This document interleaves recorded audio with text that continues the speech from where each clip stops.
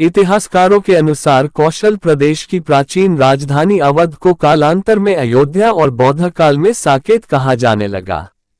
अयोध्या मूल रूप से मंदिरों का शहर था। हालांकि यहाँ आज भी हिंदू, बौद्ध एवं जैन धर्म से जुड़े मंदिरों के अवशेष देखे जा सकते हैं।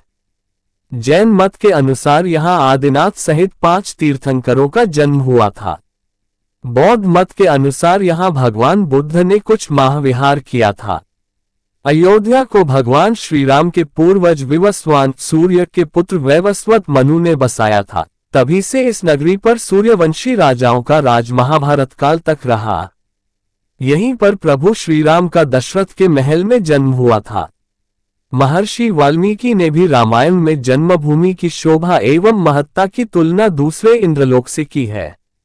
धन धान्य व रत्नों से भरी हुई अयोध्या नगरी की अतुलनीय छटा एवं गगनचुंबी इमारतों के अयोध्या नगरी में होने का वर्णन भी वाल्मीकि रामायण में मिलता है। कहते हैं कि भगवान श्रीराम के जल समाधि लेने के पश्चात अयोध्या कुछ काल के लिए उजाड़ सी हो गई थी, लेकिन उनकी जन्मभूमि पर बना महल वैसे का वैसा ही था। भगवान श्रीराम के पुत्र कुश ने एक बार पुनः राजधानी अयोध्या का पुनर्निर्माण कराया। इस निर्माण के बाद सूर्यवंश की अगली 44 पीढ़ियों तक इसका अस्तित्व आखिरी राजा महाराजा बृहदबल तक अपने चरम पर रहा। कौशलराज बृहदबल की मृत्यु महाभारत युद्ध में अभिमन्यु के हाथों हुई थी। महाभारत के युद्ध के बाद अयोध्या उज्जड़ सी हो गई, मगर श्रीराम जन्मभूमि का अस्तित्व फिर भी बना रहा। इसके बाद यह उल्लेख मिलता है कि ईसा के लगभग 100 वर्ष पूर्व उज्जैन के चक्रवर्ती सम्राट विक्रमादित्य एक दिन आखेट करते करते अयोध्या पहुंच गए। थकान होने के कारण अयोध्या में सरयू नदी के किनारे एक आम के वृक्ष के नीचे वे अपनी सेना सहित आराम करने लगे। उस समय यहाँ घना जंगल हो चला था, कोई बसावट भी यहाँ नहीं थी। महाराज विक्रमादित्य को इस भूमि में कुछ चमत्कार दिखाई देने लगे। तब उन्होंने खोज आरंभ की और पास के योगी व संतों की कृपा से उन्हें ज्ञात हुआ कि यह श्रीराम की अवध भूमि है। उन संतों के निर्देश से सम्राट ने यहाँ एक भव्य मंदिर के साथ ही कूप, सरोवर, महल आदि बनवाए। कहते हैं कि उन्होंने श्रीराम जन्मभूमि पर काले रंग के कसौटी पत्थर वाले 84 स्तंभों पर विशाल मंदिर का निर्माण करवाया था। इस मंदिर की भव्यता देखते ही बनती थी। विक्रमादित्य के बाद के राजाओं ने समय समय पर इस मंदिर की देखरेख की। उन्हीं में से एक शुंग वंश के प्रथम शासक पुष्यमित्र शुंग ने भी मंदिर का जीर्णोद्धार करवाया था। पुष्यमित्र का एक शिलालेख अयोध्या से प्राप्त हुआ था जिसमें उसे सेनापति कहा गया है तथा उसके द्वारा 2 अश्वमेध यज्ञों के किए जाने का वर्णन है। अनेक अभिलेखों से ज्ञात होता है कि गुप्तवंशीय चंद्रगुप्त द्वितीय के समय और तत्पश्चात काफी समय तक अयोध्या गुप्त साम्राज्य की राजधानी थी। गुप्तकालीन महाकवि कालिदास ने अयोध्या का रघुवंश में कई बार उल्लेख किया है। इतिहासकारों के अनुसार 600 BC अयोध्या में एक महत्वपूर्ण व्यापार केंद्र था। इस स्थान को अंतर्राष्ट्रीय पहचान 5वीं शताब्दी में ईसा पूर्व के दौरान तब मिली जबकि यह एक प्रमुख बौद्ध केंद्र के रूप में विकसित हुआ। तब इसका नाम साकेत था। कहते हैं कि चीनी भिक्षु फा हियान ने यहाँ देखा कि कई बौद्ध मठों का रिकॉर्ड रखा गया है।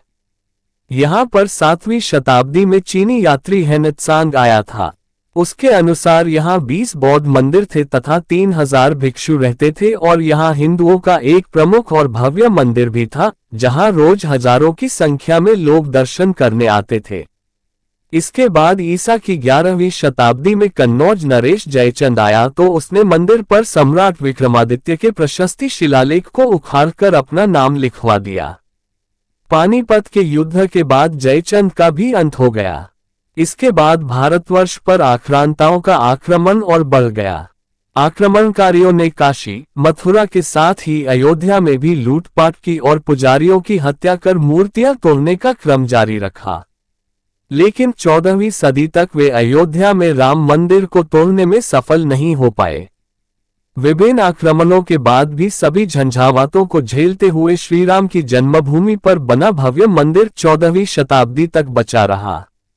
कहते हैं कि सिकंदर लोदी के शासनकाल के दौरान यहां मंदिर मौजूद था।